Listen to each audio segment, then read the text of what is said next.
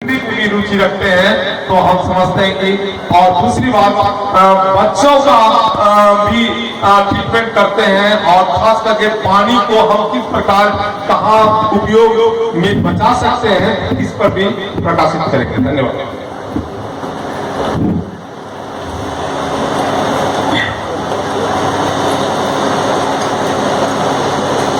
अगवानपुर के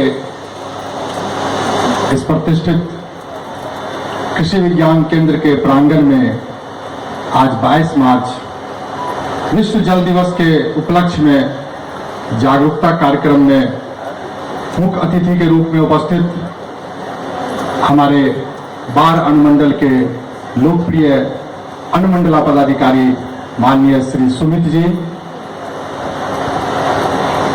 इस संस्था की निर्देशक आदरणीय श्रीमती शारदा मैडम जी, मंच पे उपस्थित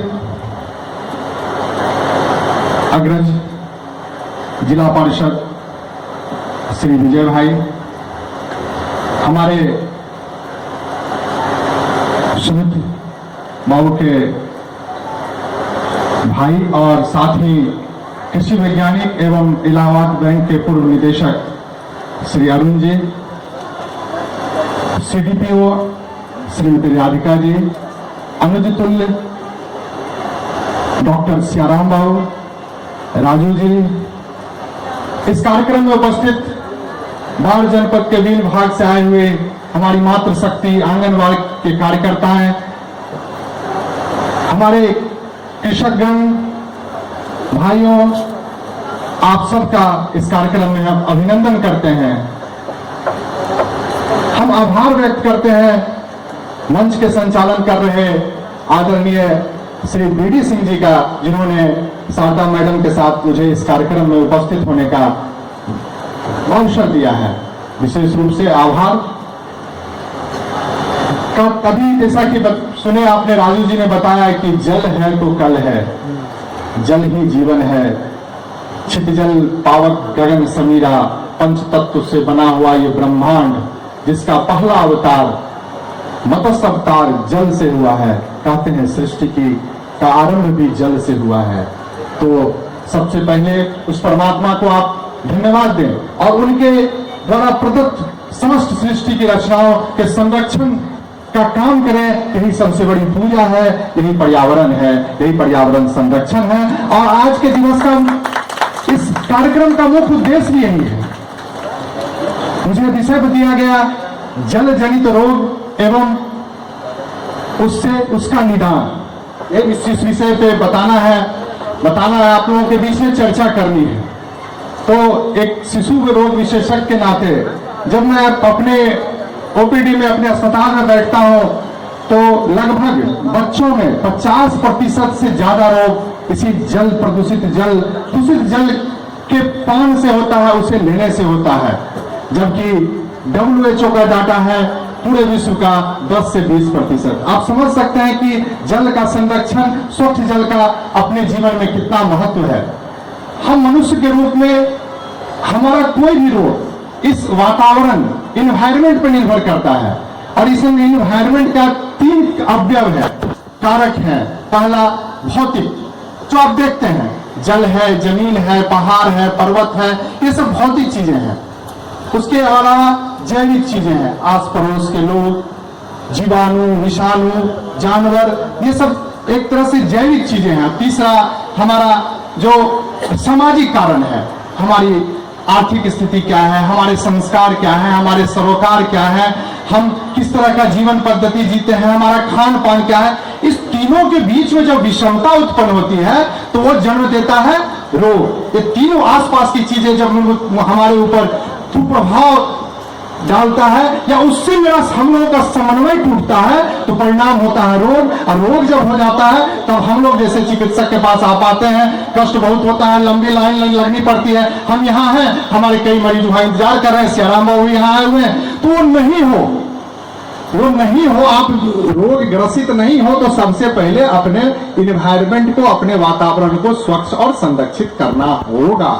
और उसका दूसरा कोई उपाय नहीं है। इन्हीं सब अवयवों के बीच में एक जल और जल जनित रोग।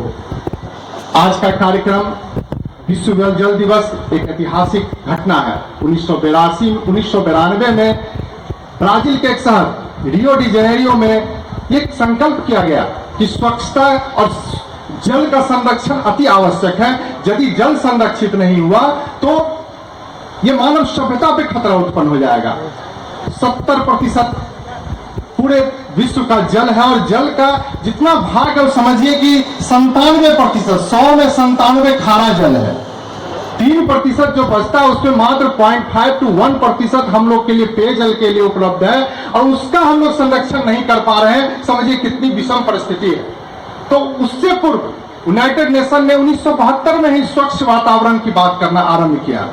स्वच्छ वातावरण में व्यक्ति की स्वच्छता, आपके घर की स्वच्छता, आपके आस पड़ोस की स्वच्छता, आपके शहर की स्वच्छता, आपके देश की स्वच्छता, हर चीज की स्वच्छता पे ध्यान दिया गया। इवन स्वच्छ व्यक्तित्व की आवश्यकता होती है स्वच्छ शरीर के लिए, उस पर भी ध्यान दिया जाने लगा। एक होलिस्टिक पूरा बृहत रूप में लिया जाने लगा मुख्य रूप से।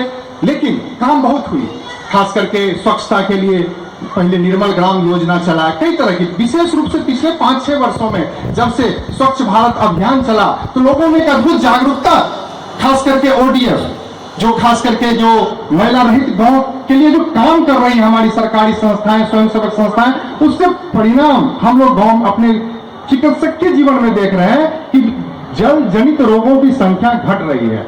अब जल जनित रोग हैं क्या क्या, तो हम जानते हैं बीमारी कैसे होती है, तो बैक्टीरिया से होती है, वायरस से होता है, प्रोटोजोआ से होता है, वो सब एक टेक्निकल चीज है।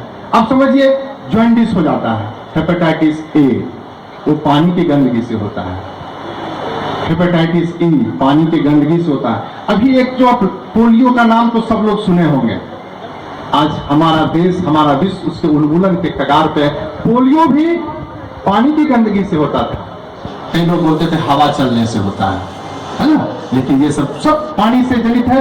बच्चों का डायरिया वो भी वायरल रोटा वायरस से होता है, बैक्टीरिया, खास करके हमारे यहाँ खास करके अभी गर्मी आरंभ हुआ है, डायरिया और डिसेंट्री लेकर के सूल जो फूल आना, पैखाना के रास्ते को सूल बोलते हैं हम लोग, डिसेंट्री हम लोग बोलते हैं, या डायरिया पानी की तरह पैखाना होना, वो सब पानी की गंदगी से होता है। मियादी बुखार, टाइफाइड, आपको मालूम होना चाहिए कि टाइफाइड जो मियादी बोलते हैं वो पानी की गंदगी से, बैक्टीरिया जो हमारे पेट में जाता है उससे होता है। लेकिन यहाँ कंसेप्ट क्या है कि पंडित जी पान पढ़ाएंगे तब मियादी झड़ जाएगा, वो सब करना अंधविश्वास है। मुख्य रूप से ये आप जल की स्वच्छता रखते हैं तो वो अपने आप वो बीमारी ठीक हो। इसके अलावा पेट की कई तरह की बीमारी होती है, एमिबियासिस है और लेप्टोस्पिरोसिस, कई तरह की, उन पे नहीं जाना है, वो मूल का पानी जनित रोग है, पानी की गंदगी से होता है।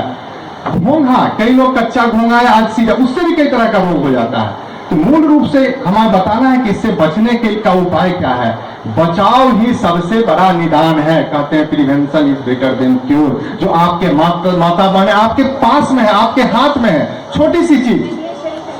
आप बच्चों को बोतल से दूध पिलाते हैं, स्वच्छता नहीं होती है, बच्चा बीमार पड़ता है बार बार, गंदा बोतल से, वो बोतल जो का त्यों आप रख देते हैं, उसे उबालते नहीं है। बोतल को आप जितनी बार दूध पिलाएं उतनी बार उबालें उसे, नहीं उबालते हैं तो बच्चा डायरिया हो जाता है, मेरे पास आते हैं, आप आके परेशान होती है। बोतल सबसे बड़ा डायन है, उसको झड़वाइए, उसको घर से फेंकिए। यदि हम, मेरा अपना विश्वास है कि माँ अपनी बच्चे को माँ का दूध का सेवन करे और बोतल नहीं करे तो हम लोग के खिलने की भीड़ आधी हो जाएगी और हमको इस तरह के कार्यक्रम में सम्मिलित होने का ज्यादा मौका मिलेगा। इसलिए बोतल छोड़िए और हम लोग को थोड़ा सा आजादी दीजिए। दूसरी बात, हाथ, अभी कोरोना काल में जैसा कि बार बार स्वच्छ हाथ, स्वच्छता, आपको विश्वास नहीं, कितना भय का वातावरण था चारों तरफ। मास्क लगाइए, हाथ धोइए, और एक छोटी सी परिकल्पना, छोटा, कितने लोग कोरोना से बचे मास्क और हाथ की सफाई से। तो ये सिर्फ कोरोना से बचने के लिए नहीं है, आप किसी भी बीमारी से बचने के लिए यदि आप हाथ को साबुन से अच्छी तरह से साफ करते हैं तो आप भी स्वस्थ रहेंगे और अपने बच्चों को भी स्वस्थ रखेंगे। आप सब्जी बाजार से लाते हैं तो उसे कम से कम गर्म पानी में आधा घंटा छोड़िए, क्योंकि आज जैविक खेती की बात हो रही है, लेकिन रसायन का प्रयोग हो रहा है, कीटनाशक का प्रयोग हो रहा है, अपने आप में बहुत बड़ा जहर है, हमारे शरीर और जल दोनों को प्रदूषित कर रहा है। तो कम से कम गर्म पानी में उसको रखिए। आज मेरे यहाँ मेरा अपना व्यक्तिगत अनुभव है कि अप्रैल में सबसे अधिक सूल का केस अंगूर खाने से होता है। स्टेशन पर उतरे, ठेला पर से अंगूर लिया और बच्चे को लगा कि सीधा खून बन रहा है उसके शरीर में। खून बन नहीं रहा, वो खून का नाश कर रहा है। उस अंगूर को सुरक्षित रखने के लिए उस पर तरह तरह की दवाएं छिड़की जाती हैं और उस पर सुंदर सुंदर मक्खियां बैठ के अपना मल त्याग करते रहता है। जब आपके मुंह में जाता है तो समझिए कितना तरह का रोग लेके जाए। आप अंगूर को यदि गर्म पानी में धो करके नहीं खाते हैं तो समझिए डॉक्टर के यहाँ जाना। आप तो बच भी सकते हैं क्योंकि आप बड़े हैं, आपकी प्रतिरोधक शक्ति अच्छी है, आपका बच्चा तो अवश्य बीमार पड़ेगा। ये छोटी छोटी सावधानियां यदि आप करते हैं अपने जीवन में तो बचाव निश्चित है। पानी का स्रोत, अभी सरकार का बहुत बड़ा अभियान चल रहा है, हर घर नल का योजना, हर घर में नल का स्वच्छ पानी पहुंचे, इसके लिए विशेष रूप से जो ग्राम पंचायत क्षेत्र के लोग हैं, जो प्रतिनिधि है, उसको विशेष रूप से ध्यान दें। वो आपके जीवन से जुड़ा हुआ चीज है, उसे सिर्फ ठेकेदार का चीज नहीं माने। वो तो कल चले जाएंगे, लेकिन यदि आप उस पर यदि निर्भर करते हैं तो आपके गांव में बीमार होना लोग कम हो जाएंगे।